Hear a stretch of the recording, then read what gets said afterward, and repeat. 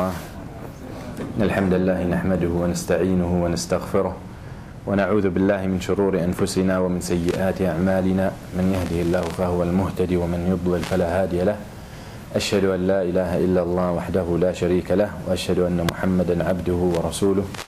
يا أيها الذين آمنوا اتقوا الله حق تقاته ولا تموتن إلا وأنتم مسلمون. أما بعد، فإن أصدق الحديث كتاب الله، خير الهدي هدي محمد صلى الله عليه وسلم، شر الأمور محدثاتها وكل محدثة بدعة وكل بدعة ضلالة وكل ضلالة في النار. Tonight, inshallah, we will finish the chapter of nikah, and we have spoken about nikah, and even though I called it Kitab al-Nikah, but there are many other chapters that we covered, but they're all intertwined and related to the topic of nikah, that including talaq, divorce, including al-iddah, including li'an, including al-tihar, including all the aspects that we had spoken of. And tonight, inshallah, we will seal this topic, the topic of marriage, with al-walima. باب الوليمة عرفها المؤلف فقال دعوة العرس. الوليمة, as we all hear, some of أهل العلم, some of the ulama and some of the linguistics call the invitation to marriage, the feast of marriage, walima. Okay, specifically only the feast of marriage called walima, and some other ulama say every feast is called walima. Every gathering, every invitation to food and to gathering is called walima, but especially this word walima now is stuck with the invitation and the feast of marriage. Okay, the feast of marriage. So that is as the ulama قال المؤلف وهي مستحبة, and it's recommended. Some of the ulama said it's wajib. Some of أهل العلم, one of the opinion that it's mandatory. Al-walima, when someone gets married, he's obligated to do walima, but the stronger opinion is that it's mustahab, that it's only recommended, especially if you are capable to do it. لقول النبي صلى الله عليه وسلم, يعني النبي صلى الله عليه وسلم saw عبد الرحمن بن عوف رضي الله عنه after he got married. So he asked him, after he smelled something good coming out of him, he said, what happened? عبد الرحمن said, ليش تضحكوا؟ عبد الرحمن, كأنك مش مولم, كأنك ما أولم. Looks like you didn't make walima when you got married, huh? All right. So we go with the opinion it's wajib. Now, Abdul Rahman bin Auf, the Prophet ﷺ, when he got married, the Prophet ﷺ smelled him, good smell. He said, what happened? He said, got married. فقال له النبي صلى الله عليه وسلم, the Prophet told him, did you make walima? He said, no. So the Prophet صلى الله عليه وسلم told him, أولم ولو بشاء.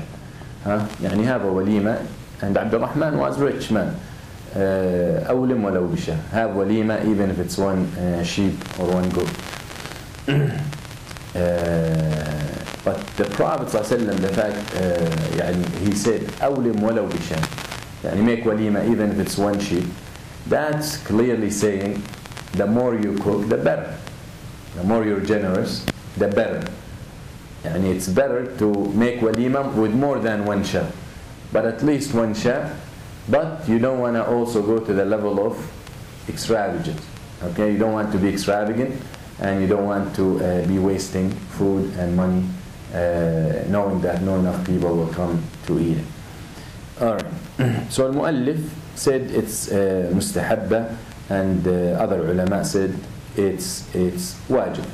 The Prophet ﷺ أولم على صفية بنت حيي, when he married her,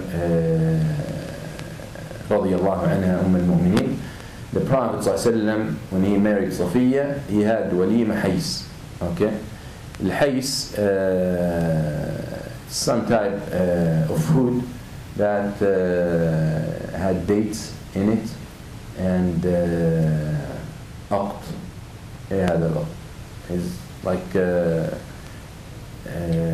لبن الجميد, the yogurt. When they take the yogurt and they turn it into powder, and they also turn it into like rock. You know how the Palestinians, they have the mansaf, looks like rice, and that is al-aqd. So the Prophet ﷺ, it's very good food. So the Prophet ﷺ had this as his waleem. So it's clearly indication. This hadith, you look at it, that indicates that al-walima, they use this dalil to say al-walima isn't wajib. How is that? They said the hadith of Abd al-Rahman bin Awf, the Prophet ﷺ told him, make walima at least with one sheep. If you take this hadith by itself, then walima is wajib, because the Prophet ﷺ gave him an order. Okay? And any order is wajib in the Quran or the Sunnah. Every time there's an order, it's wajib, unless there is another proof or another evidence or another ayah or another hadith, another story that indicates it's not wajib, it's recommended. Qarina. So this hadith of Safiya, because you look at it, okay, the hadith of Abd al-Rahman says it's wajib and minimum a sheep. But then you see the hadith of Safiya, and her walima was hays, and that is dates and some milk mixed together, or yogurt. That is really less than a sheep.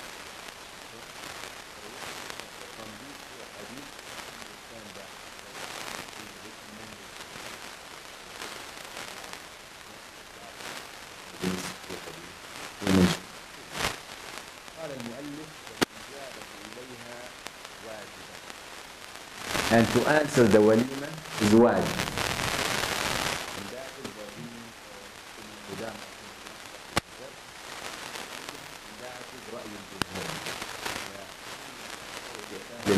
When someone invites you to his wedding walima, then you should, it's mandatory for you to answer. Let's see their adillah, and then see the adillah of those who say it's not. And we, inshallah, we will be able to come up with the right opinion or the more correct opinion, and everything, inshallah, is ijtihad. يقول النبي صلى الله عليه وسلم ومن لم يجب الدعوة فقد عصى الله ورسوله. And who does not fulfill the invitation, your brother invites you to walima, and whoever does not answer the invitation, the Prophet said, then indeed he has disobeyed Allah and the Messenger. If this was the dalil, then it's obviously wajib. Because if you do something and the result of it, disobedience to Allah and the Messenger, if you leave something and that angers Allah and the Messenger, then automatically doing it becomes mandatory. Okay? Abandoning something that leads to Allah's anger, obviously doing that thing is mandatory. Okay? So this hadith clearly indicates that it's wajib. If you don't answer the invitation, you disobey Allah and the Messenger. Second, they said al-ijma'. Their second dalil is the consensus of Ahl al-Ilm, but al-ijma' is not proved there. But they say that al-ijma' is done, and Nawawi, rahimahullah, Ibn Abd al-Barr, mentioned in their books al-ijma', the consensus, but really there are other ulama who differ with this opinion, which takes it out of the consensus. But some of Ahl al-Ilm said answering the walima is mustahab as well, as the walima itself, because from the rights of a Muslim over a Muslim to answer his invitation. Okay? From the right of a Muslim over his brother, Muslim brother, is when he invites him, he fulfills the invitation, and all agree that this is recommended. Okay? This is mustahab. It's not mandatory. And they said regarding the hadith, وَمَنْ لَمْ يُجِبِ الدَّعْوَةِ فَقَدْ عَصَى اللَّهَ وَرَسُولَهُ. They said if this dalil was the saying of the Prophet sallallahu alaihi wasallam, then we have no problem, it's mandatory, there is no doubt about it. But this dalil is the saying of Abu Hurairah. Okay? It's not a hadith. ليس مرفوعا. مرفوع, when you read hadith مرفوع, all the way to the Prophet sallallahu alaihi wasallam. The Prophet sallallahu alaihi wasallam is the highest in the chain. So the hadith مرفوع, reach the top. The top is Muhammad sallallahu alaihi wasallam. So this hadith isn't did not, يعني there is no correct sound sanad all the way to the Prophet ﷺ. It stops at Abu Hurairah. Okay? So the fact it stops at Abu Hurairah, then it did not reach the Prophet ﷺ, يعني it's the opinion of Abu Hurairah. Some, the Jumhur who said it's wajib, they said Abu Hurairah will not dare to say something like that unless he heard it from the Prophet ﷺ. And you find this is in Ilm al-Hadith that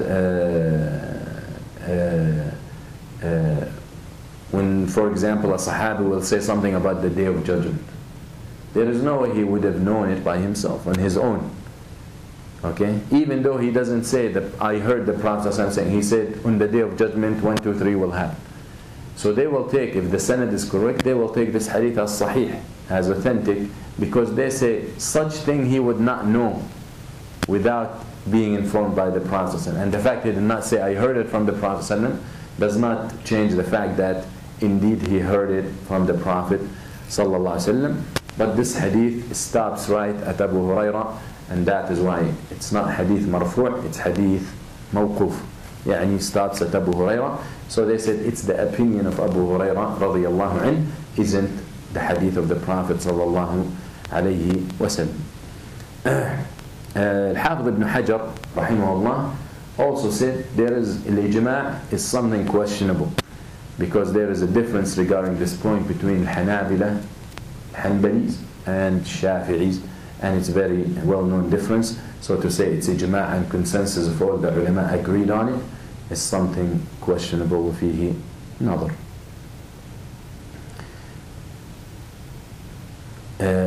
Also, those who the Jumhur, when they said it's mandatory, they said it's mandatory as long as you are invited by your name. Yani, we said, the majority said it's mandatory. It's mandatory as long as the person invited you. So for example, someone is having walima tomorrow, and after Jum'ah, he is having walima on Saturday, for example, and after Jum'ah, he takes the microphone and he said, I like to invite all of you to my walima tomorrow. Okay? Even going with the opinion of the majority, they said it's mandatory, if it's being done this way, it's not mandatory. Because he had general invitation, so he did not specifically invite you. Okay? So the fact that he specifically invited you, of al-Jumhur. Clear? So the opinion of al-Jumhur says it's mandatory as long as you are and that's where the ulama contemporary in our time talked about the invitation cards. When people get married, they said they send cards. Some of the ulama said these cards are general invitation. But actually, wallahu a'lam, they are not. When you send cards, write down the names of people you want to send them. We're going to invite this guy. Put him on the waiting list. This guy, he didn't come last time, so we're not going to invite him.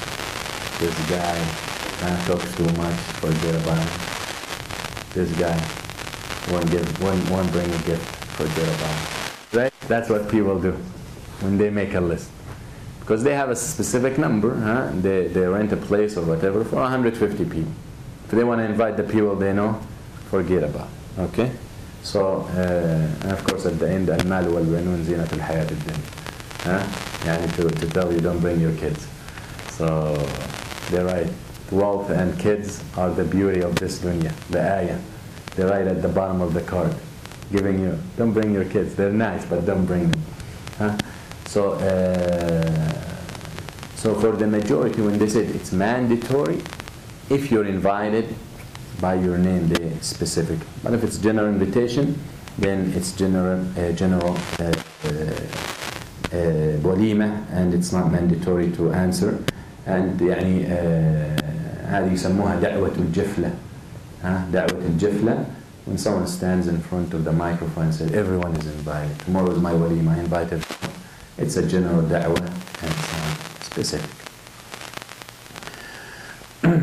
Also, the majority of Ahl al-Ilm, when they say it's mandatory to go to the walima, they put another condition. So first condition was you need to be invited in person. Not in person that he needs to come to your house. In person by your name. He needs to invite you. يعني specifically tell you, brother Muhammad, inshallah tomorrow my walima, please come. Okay? Brother Ahmed, brother Ali, brother Ibrahim. But to say, yani, also second condition is the walima has to be free from munkar. Haram. Don't say, الجمهور say walima is wajib, so I have to go. But this walima that you're being invited to, there is mingling, women with men, dancing, everyone dancing with each other, wives and all that, girls and immodesty and half naked and this and that. La. Even some weddings these days, some Muslim weddings, they will have open bar too. Music, all these things, all these are haram and munkar. So do not say that it's wajib to go. It's wajib to go. And you know all this haram will be there. So when the Jumhur said it's wajib, as long as these munkarat are in there. As long as you're invited with your name. Okay?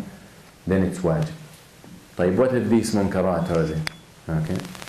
So then get stuck with Allah, it's wajib to go. So you don't care wajib. Like the man who came to he said يعني يا شيخ زنيت وحملت يعني man came and he wants a fatwa. He said to the sheikh, I committed zina عياذ بالله, and she got pregnant. What should I do? So the sheikh told him, أما كان لك أن تعزل, يعني you commit zina, يعني you had to يعني ejaculate inside of her. You know it's zina. You couldn't يعني pull out. Okay? So قال يا شيخ سمعت أن العزل مكروه. He said, but I heard to pull out is makruh. He's committing zina, but he heard that this is makruh. And you find people like that. Yes, it's funny story, but the point is, you find people like that. He finds him so stuck with the minor things, and we don't say Islam has minors and major and qushur and peels and covers and core and la. But there are things more important than others. There is usul, there is furu', but it's all important. If it's been said by the Prophet, it's important. If Allah mentioned in the book, it's important. Okay? But there are things different importance, different priorities. So you find some people so stuck with the bottom, which is okay. I mean, I want to do the halal thing, and you find major violations on the most important thing. Okay? So for example, he's so much that he will only eat zabih, as he calls it. Dabih. طيب. That's a great. Alhamdulillah. I only eat dabih. طب alhamdulillah. But you find him going to the graves to ask the dead people to help him. You look in his family, his women and his wife and his daughters without hijab, half naked in the street. Come on. You have so stuck with the dabih, and there are different opinions. There is no different opinions with the hijab. There is no different opinions with worshipping the grave. You understand? So, but he's so close-minded with this, and you find major violations in the top things. We don't say you need to focus on the top and ignore the bottom. La. There is balance. You can, when Allah tells you to do this and to do the top, because Allah knows you can balance between both of them. So we need to get out of that. And a lot of people, unfortunately, see, like it happened the guy comes to the salah, huh? And then after the imam finished, he screamed at the imam, huh? Why are you screaming? How can you lead us in the salah and you're not wearing something, you're not covering your head? You're not wearing kufi, huh? The man. Because in his madhab, you should. And it's better to cover. It's better, no doubt about it. But it's not wajib.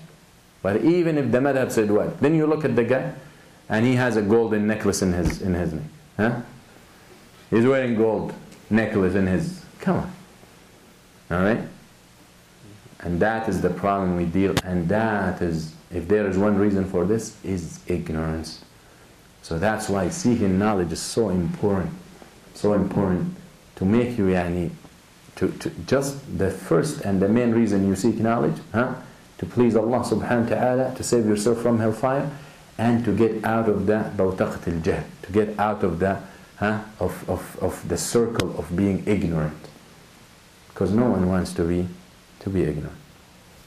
So someone will say, hey, what should I do? My brother is getting married, he's not practicing very much, he prays, he's this, but he's so into culture and that, and he's afraid what people are going to say about him if he does separate marriage or separate women and walima, women on one side, men on one side, no music, this. Like I know people, when they did that in their weddings, they heard even the parents of the bride, her parents, okay, the bride's parents, father, didn't want it to be like that.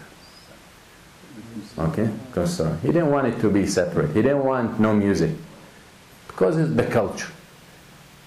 But the groom and the bride, they agreed they wanted to be Islamic and pleasing Allah. So he had no choice. But some people heard him in the wedding, saying, what is this? This is wedding or funeral? Okay, wedding or funeral. Why? Because they decided to pray Maghrib before the wedding started. Okay, that's the mentality we deal with. And again, it's ignorance. It's ignorance. Okay, but the point is, okay, my brother is doing that. What should I do? I always thought, and I was always more inclined to say, don't go. Okay, don't go. Then I thought, and alhamdulillah, I found support from people of knowledge whose opinions agreed with what was on my mind. If we're gonna stay, the people who won't go are the people who know it's haram. Most probably the people who go, a lot of them don't think it's haram, and a lot of them who think it's haram, but they don't think it's a big deal. So they go. So if people like me and you who want to establish the deen of Allah on earth says, we're not going. Because there is haram, there is mixing, there is music, there is uri, there is... If we say we're going to stay home and we're not going, then who's going to change them? Who's going to change the haram? Who's going to make... Maybe you can't even change it. And most probably you won't. But who gonna advise? Who gonna advise? Deen nasiha. Deen is the advice. Who gonna make that? Who gonna bring people's attention? So some of the ulama said, you go. But what? Listen to what you do. People take gifts, you take a gift. You go to the groom, your brother, your cousin, your friend, whoever, your family, whoever. You shake his hand, give him a hug, congratulations, Mabruk, Mubarak, whatever. Mubarak is the more correct. Mabruk, we don't want to use. Okay? Don't use Mabruk anymore. Because Mabruk means let the camel sit on top of you. Baraka, الجمل يعني مبروك. Mabruk comes from baraka. Baraka is for the camel to sit down. So don't say Mabruk, say Mubarak. بارك الله لكما وعليكما وجمع بينكما على خير كما علمنا, as we taught by the Prophet صلى الله عليه وسلم. والله يا أخي يعني اعذرني excuse me, I need to go because you know that there's some violation, some munkar in your wedding. And of course, that's if you should try to advise him before the wedding, before anything happens. But anyway, if it happens you didn't, or he didn't listen, or whatever, you tell him, you know my position about these things, and you know I cannot participate, but I came to tell you that I love you, you're my brother, you're this and that, I wish you the best, and I ask Allah subhanahu wa ta'ala to forgive me and forgive you, and leave. I think with time things will start changing. But if we would stay behind, stay home, and not make any gesture or try to change anything, then nothing will change. Okay? Wouldn't be more effective when people don't see the brothers, the groom brother, or the bride sister or brother, or when they see them coming in, doing what they're supposed to do, congratulating the people getting married and leaving, not participating. That will leave better impression. Okay? So inshallah, that's what we should do. That is better. However, if you think you're going to go and you're going to be embarrassed if they tell you, please wait, please sit, just 2 minutes, and then you end up sitting 3 hours, and I'm going to join good and forbid evil, and you end up staying quiet, then stay away. Okay? So I think this is something we should reflect. التي هي أحسن. Do it in a nice way. It's a wedding, people are happy, yes, violation this, but you don't want to come, Wallah haram, and this is munkar, and you guys going to the hellfire, and that will not, they will kick you out. Okay? That will not, actually that they will, that will get him in their طغيان and غي even deeper. You come with kalima al-hasana, with good advice, or stay away. Stay out. Okay? Let's show them that. Yes, I'm religious, because what happens if you don't go after the wedding? When people talk, what they say? They say, look, he's religious, his beard, prays, masjid, teaches, ilm, Quran, but he doesn't even go to his brother's wedding. What kind of a person is that? What kind of religion is that? What kind of religious is that? He doesn't understand anything. We should always try to do things that doesn't allow people to criticize your deen. Forget about yourself. I don't care. Okay? Criticizing you as a person, I really don't care. It's important for you to maintain your reputation, to maintain your status, but you will never be safe from the criticism of people. But that is not a reason. Muhammad ﷺ wasn't saved from that. But that is not a reason to give people a reason to criticize Islam. Understand? To criticize Islam. So you want to be religious, you want to be practicing, you want to look Muslim and good Muslim and masjid and Quran, What, as Thawri rahimahullah said, he said, قبل العلم كنا نضحك وبعد العلم لا نبتسم. إيش يعني? He said, before we were ulama and people know us and people seek advice and look at the religion through us. Because when you represent the deen, when you become religious, you're not just who you are. People don't look at you as Muhammad or Ali or Ahmed or Ibrahim. People look at the religion through you. So when people want to think about Islam, what they usually say? Look at such and such, he's practicing, mashallah, look at his akhlaq, look at his behavior, look how. So they will see the religion through you. You are a representative for the deen. So it's very, so Thawri rahimahullah used to say, when we were not known, and people didn't look at us as representative of the deen, we were small students, and we used to laugh and joke and all that. But when we became who we are, when people started coming to us to take knowledge from us, when we became, Islam is known through us, people when they think about Islam, they think about Sufyan. We started thinking about the smile. Even the smile, we have to calculate it. If I smile because he said this, if I smile, people are going to take it as approval. But maybe what he said wasn't something agreeable 100% with the deen. You understand? Even if it's a joke. Maybe people are going to take this smile as, you know, he's not very serious. He's a joker. Sufyan is a joker. Don't even if you say, all you say, قال الله قال رسول, but you don't have the strong personality, the respectful personality, people will not take you seriously. So very important to maintain your stature, to maintain your personality, when you represent the deen, when you put yourself in the forefront. Very important to keep that in mind. Okay? Very important. Okay. So, be nice. Congratulations. Mubarak. Barakallahu lakum wa alaykuma. Jama' baynakum ala khair. Wallahi, I would love to stay, but you know the haram here, I can't stay. But inshallah, we see you after the wedding. We come to visit you with the family and the kids so they can congratulate you. Assalamu alaikum. Here's your gift. Cool. Whatever. Assalamu alaikum wa rahmatullah. And I won't be surprised if the change can take place on the spot.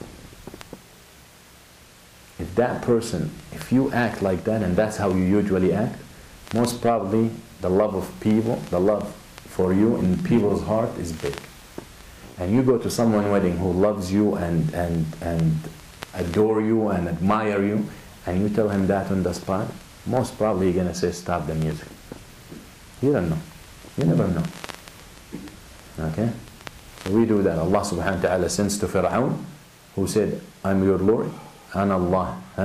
Fir'aun said, I'm God. So Allah sent him Harun and Musa. أقول له قولا لينا. Tell him soft speech. Talk to him gently. Gently. The man who said أنا ربكم الأعلى. فإذا كانت هذه رحمتك بمن قال أنا ربكم الأعلى فكيف رحمتك بمن يقول سبحان ربي الأعلى. As Ibn al-Qayyim said. He said, Subhanallah. If his mercy reached the level to tell Musa and Harun to say to Fir'aun softly and gently, and he said, أنا ربكم الأعلى. I am your Lord, al-A'la. So Ibn al-Qayyim said, so how is the mercy of Allah with someone who says, Subhana Rabbi al-A'la? How? Okay? Someone who said, I am God, and Allah is concerned about his feelings and to talk to him in a gentle way. So how you think Allah will treat someone who's down, up and down, Subhana Rabbi al-A'la, Subhana Rabbi al-A'la, Subhana. Allah Rahim, Rahman al-Rahim, Allah Rahim. So let's remember that. So here, with this, alhamdulillah, we finished the chapter of marriage, talaq, and related issues to all that. And now we start يحب أن يطعم دعا وانصرف ومن لم يحب أن يطعم دعا وانصرف. قال النبي صلى الله عليه وسلم إذا دعي أحدكم فليجب فإن كان صائما فليدعو وإن كان مفطرا فليطعم. طيب. The Prophet صلى الله عليه وسلم said, and because it's walima and has to do with invitation. Now, if you look at this, it's not specifically for walima, just any food. The Prophet sallallahu alaihi wasallam, or al-Mu'allif rahimahullah said, and who comes but doesn't want to eat, okay, then he should make dua for the person who invited him. Barakallah lak, zadakallahu fadlan, ahsanallahu ilayk, radiyallahu ank, jazakallah khair, ala karamak, barakallah. You make any dua and leave if you don't want to eat.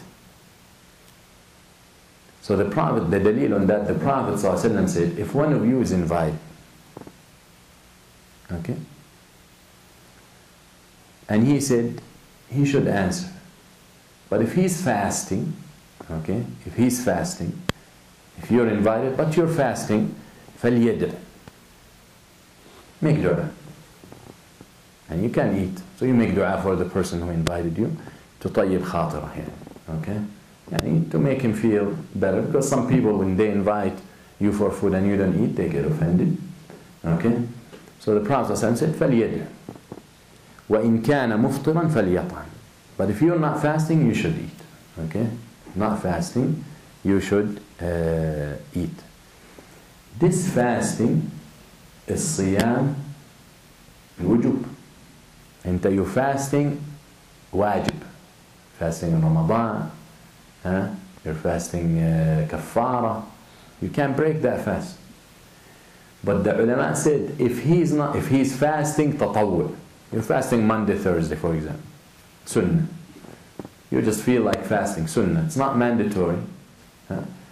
The ulama said if someone invites you for food, even if there is half an hour before iftar, you should break your fast. You should break your fast because to make your brother feel good is more important than to fast voluntarily. And inshallah, Allah will reward you for fasting the day. Okay?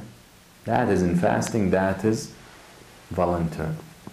But it's mandatory in Ramadan, you can't break fast. Okay? Yani you're passing by brother, you're selling some stuff, he has a restaurant, okay? And you pass by, you drop him whatever he buys from you, and you're fasting Monday, tatawwu, Ashura, whatever, and he tells you, here, I made food and I know you're coming, he made food for you, for us to eat together. If you tell him, no, I don't want to eat. And also, and some people rush to say, I'm fasting. Are you? This is something, and I hear it a lot from brothers who, we don't have doubt about their iman, inshaAllah, wa zakah. But siyam is something between you and Allah.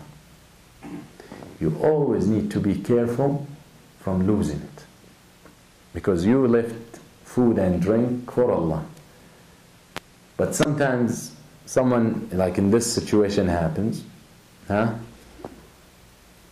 sometimes you feel the urge to say, I'm fasting. La.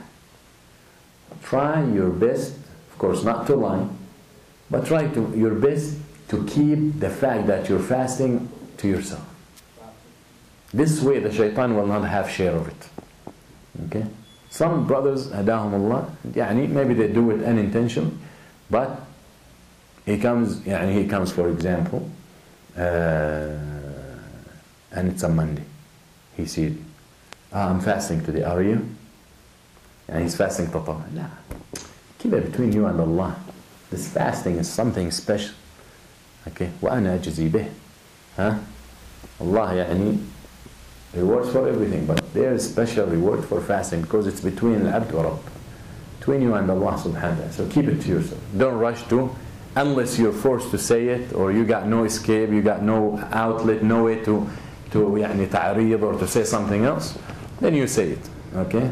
But other than that, try to keep it and try to use something else to get them off your way. So in general, this issue, look, the benefits and the harms.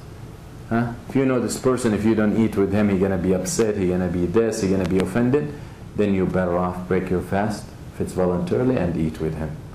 But if you know he is indifferent, or he understands, or he doesn't care, or he will be okay, then continue your fast.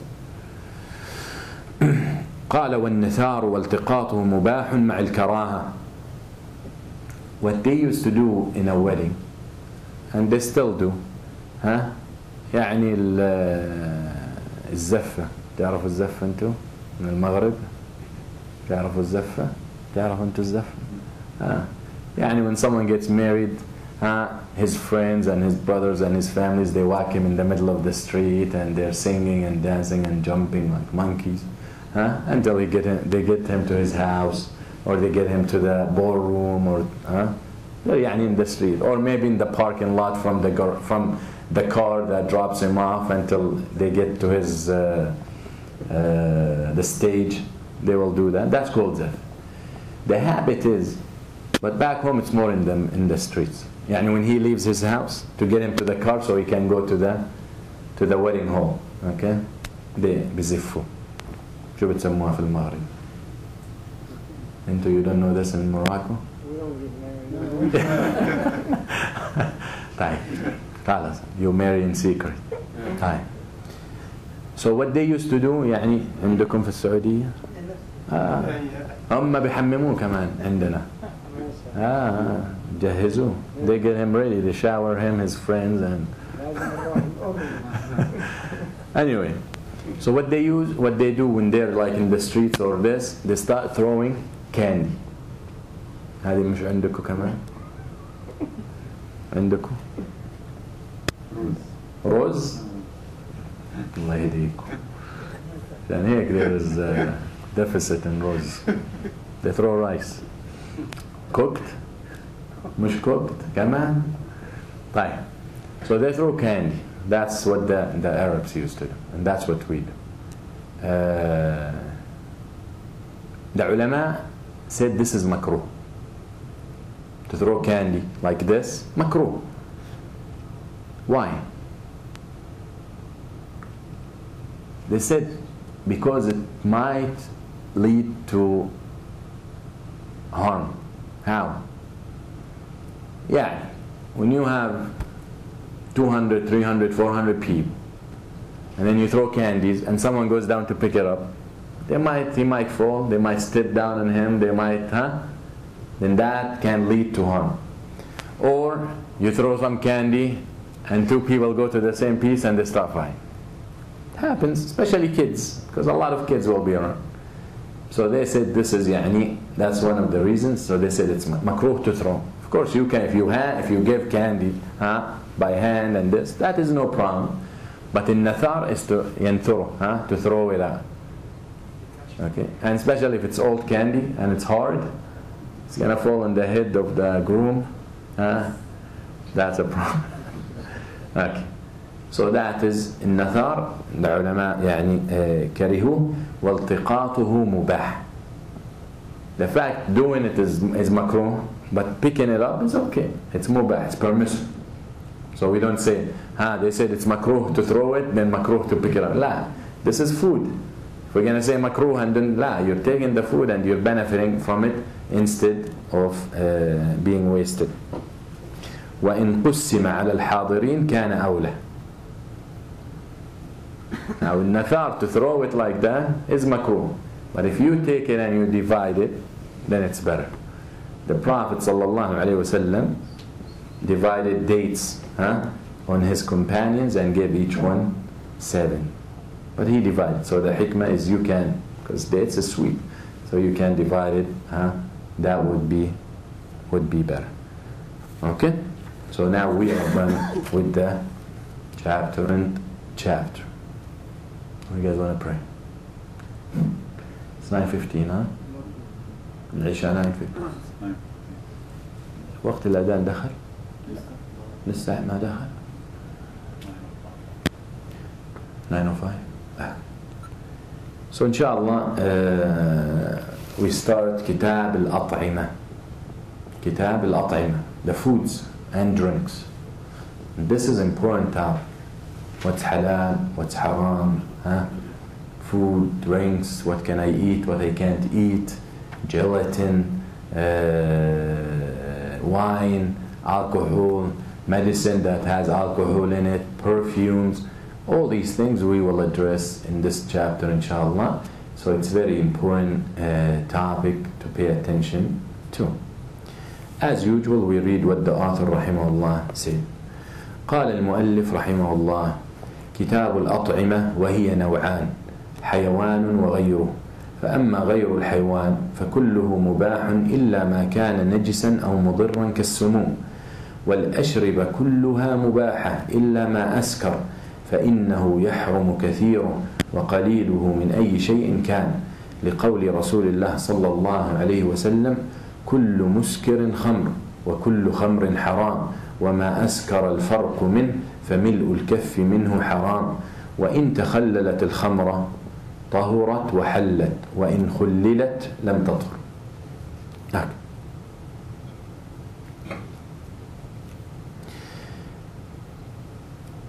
الأطعمة جمع طعام.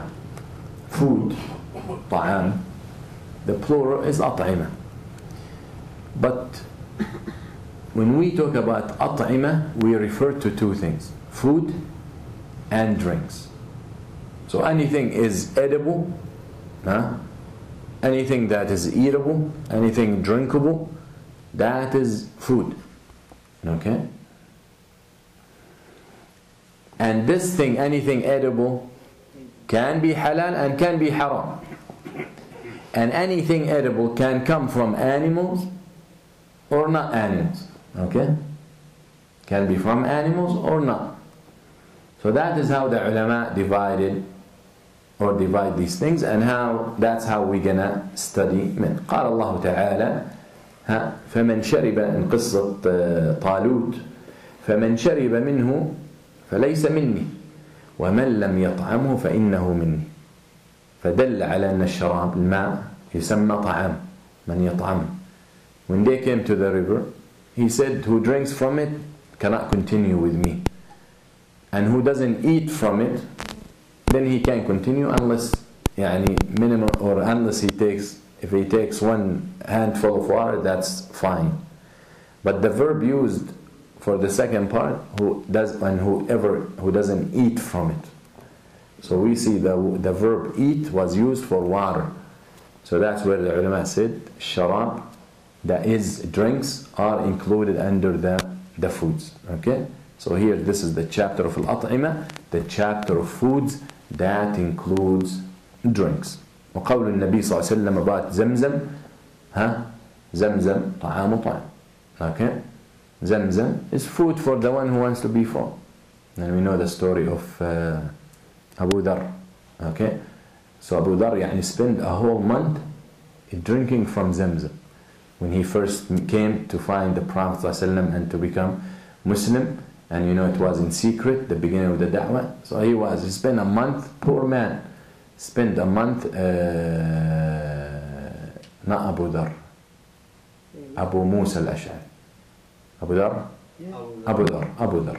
So spend a month looking for the Prophet ﷺ, Abu Dhar al-Ghafari. Now, spend a month looking for the Prophet ﷺ, in secret, drinking only Zamzam, eating and drinking Zamzam, to the point where he developed a belly from Zamzam. Okay? The Prophet ﷺ said, طعام طعام. Zamzam is sufficient as food. Okay? Very important. So when we go to Hajj this year, inshallah, whoever going with us, don't tell me where's the breakfast. Zamzam. Okay. Free. الأصل في الأطعمة الحل. Okay? There are fundamentals we need to understand, makes everything easier to follow. Foods and drinks, the default, all halal. The default, all halal. Unless a dalil comes to say it's something haram. All the foods, all the drinks are halal. Okay? Except the ones that the Sharia, Allah, the Messenger ﷺ said haram. You look in the Quran, it doesn't tell you rice, beans, curry, chicken, beef, fish, حيس, أقط, جميد, couscous, horse?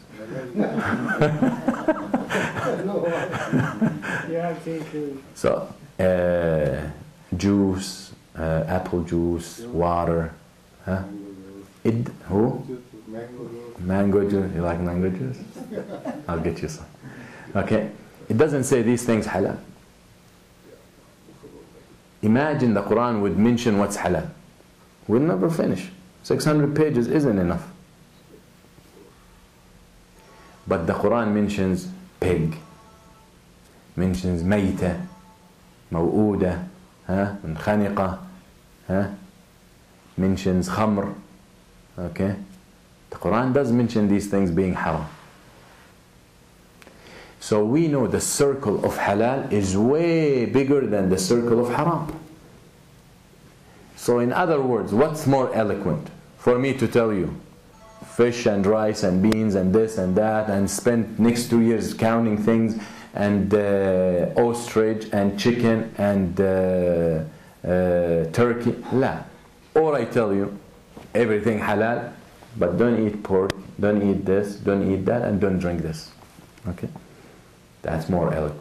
That's the point. You usually mention the exception. You give a general rule and you mention the exception. You don't say the rule is the exception and you mention everything. La. So the default with foods and drink, and I'm paying, like I'm spending extra time on this for us to understand. The default is every food and every drink is halal. Unless there is a proof from Quran, Sunnah that it's not. Clear? How this rule helps us. This rule helps us to say, as long as there is no Quran, no Sunnah said something haram, I will assume it's halal. Automatic. Second, if two people disagree, oh, this is halal, and the other say, this is haram, which one needs to show the proof? The haram. The one who's saying haram. Because the food by general or in default, by default is halal. كله halal. الأصل halal. So I say it's halal according to the rule. You say it's haram. You make the exception. So the one who makes the exception is the one who requires to show the proof. Clear? Clear. So if I say البطريق halal. What's البطريق? Penguin. Who? It's a bird. بطريق, the penguin halal. Okay? So someone will say, no, haram. Which one should, who is required to show the proof? Me or the guy who's saying haram? The guy who say haram. Now here, good luck for him to find a delete that says penguin is haram. He will not find. Okay? But we know there are rules that make things haram.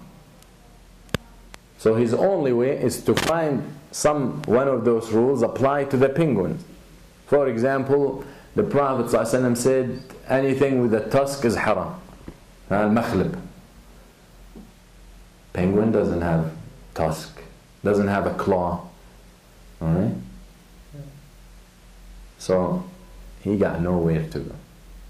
So whoever says haram is the one who's required to show the proof, because al-asl fi al-ta'am al-hil.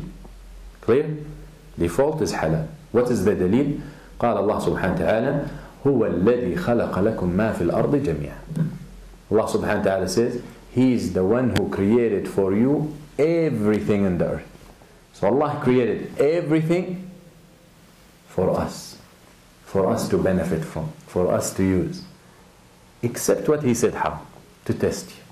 Can you be patient? Imagine everything halal. Alright? The ayah is clear. قال الله تعالى يا أيها الناس كلوا مما في الأرض حلالا طيبا. O people, eat from what's in the earth, good food, حلالا طيبا. Huh? Good halal food in the earth. So everything حلالا طيبا except when there are exceptions. قال الله تعالى, or النبي صلى الله عليه وسلم, قال الله تعالى وقد فصل لكم ما حرم عليكم إلا ما اضطررتم إليه. Allah subhanahu wa ta'ala says in Ma'idah, and He had explained to you what's haram for you, unless it's a necessity. إلا ما اضطررتم, unless you have no option. If you're going to starve to death and the only thing you have in front of you is lechon, a cooked pig, you eat. That is necessity. But you don't eat to get full. You eat to survive. Okay. You know, after 3 hours they're going to rescue me. So you eat what's going to hold you for 3 hours. I'm walking. I know 6 hours from now I'm going to get to the city. I'm going to get to I'm going to find people. I'm going to find halal. You eat what's going to hold you for 6 hours.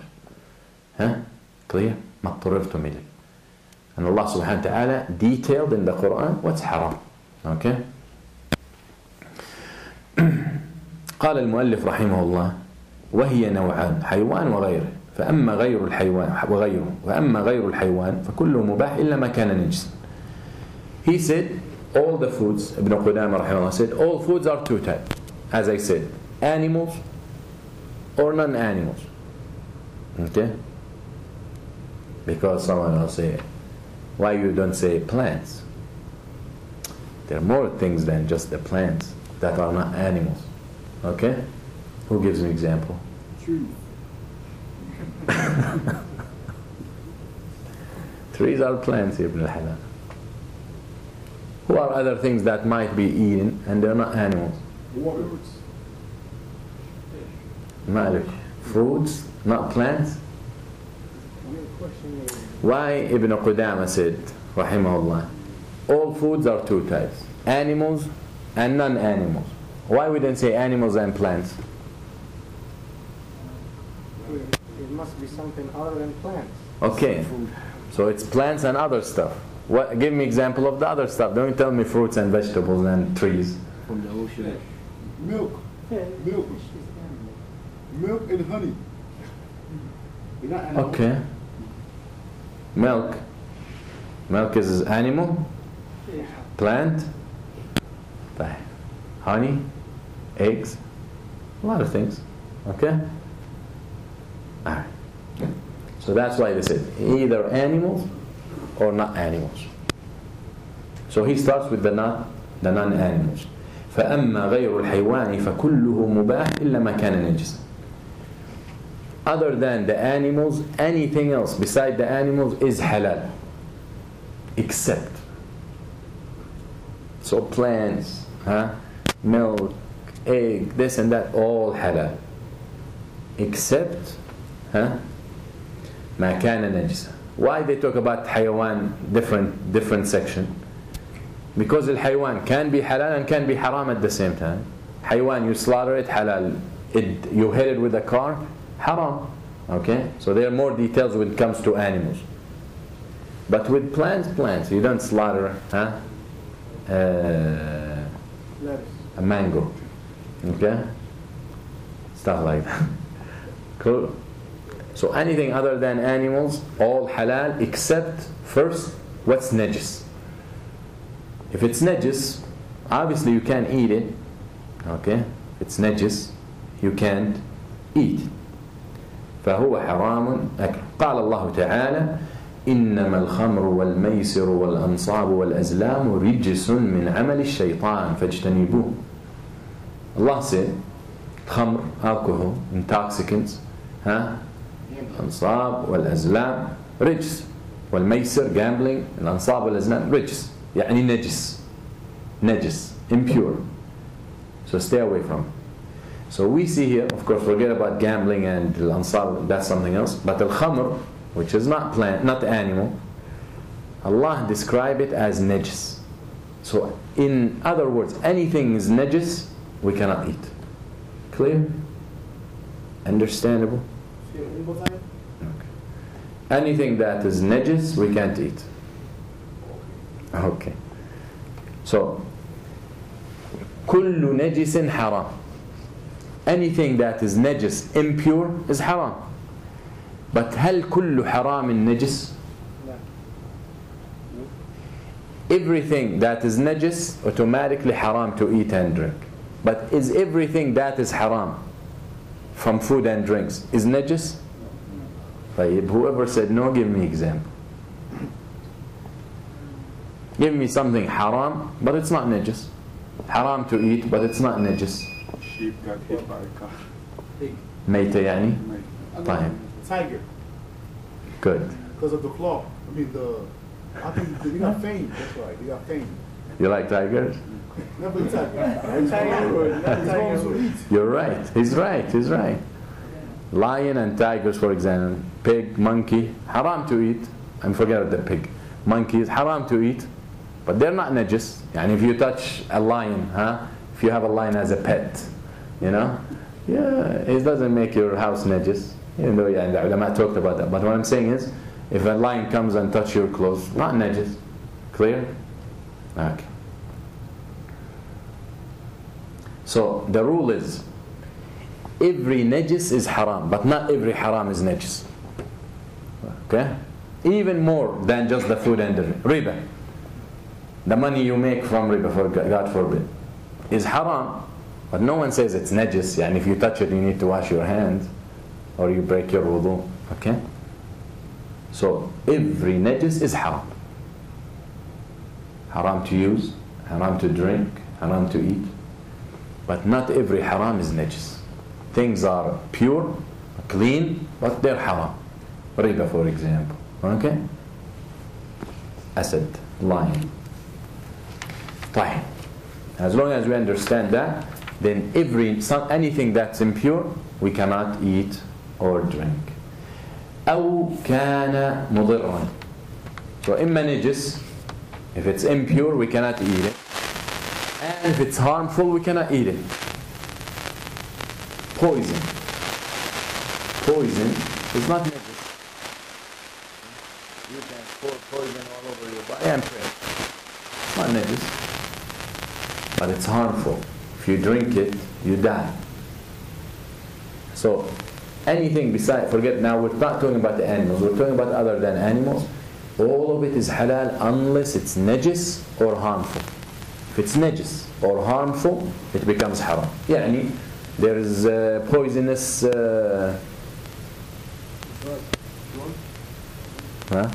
plants. What is the fitr? Mushroom. They're poisonous. The mushroom gets you high, right? Mushroom?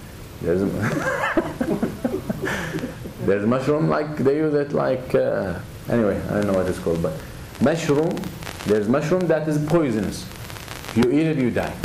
That's haram. We say it's haram. But in general, mushroom that is good, it's not haram to eat. Clear? So as long as it's not najis, and as long as it's not harmful, then it's halal. No problem. Dukhan. That brings the issue of cigarettes. Smoking. Smoking, you breathe it. So anything we're going to consider food or drink, that goes down your throat. Now dukhan is not najis, but it's haram, it's harmful. So automatically it's haram. لا ضرر ولا ضرر. You don't cause darar, you don't cause harm, and you don't inflict harm. So it's very important to understand.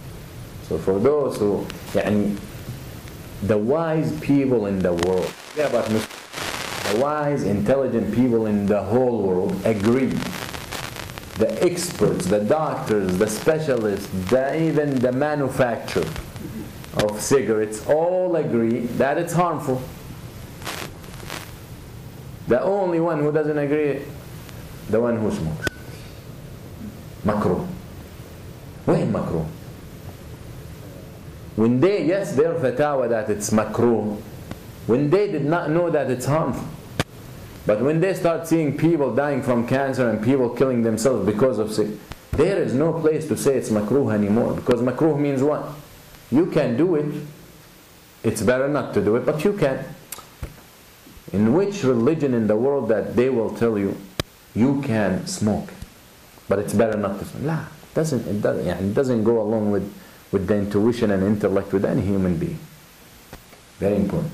So we go with this rule that everything beside, forget about animals, everything other than animals is halal. Unless it's najis, smoking isn't. And harmful, smoking no doubt that it's harmful, then it's haram. Clear? Okay. قال والأشربة كلها مباحة. Drinks, all of it is mubah. All the drinks are permissible. Of course we know khamr isn't alcohol. That's what he mentions next. So now we understand the default in foods and drinks is halal. The default. Unless there is dalil to say make exceptions. So we talked about the foods other than animals, all of it halal unless what was najis or harmful. With the drinks it's all halal. The same asl, the same fundamental. It's all halal except إِلَّا مَا أَسْكَرَ. The author rahimahullah said, except what gets you intoxicated. Okay? يعني if we go back, you come to someone and you tell him cocaine is haram.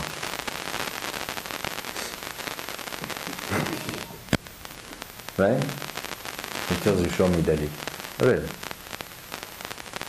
Do I have to show him dalil? I'm saying haram. He's saying it's halal. Sure. I have to show him dalil. Okay? Is taking or sniffing cocaine doesn't make you doesn't take your mind away from marijuana or all these things? Sure. And I have the belief that anything that is intoxicant or intoxicates you, anything that intoxicates you is haram. This is the rule.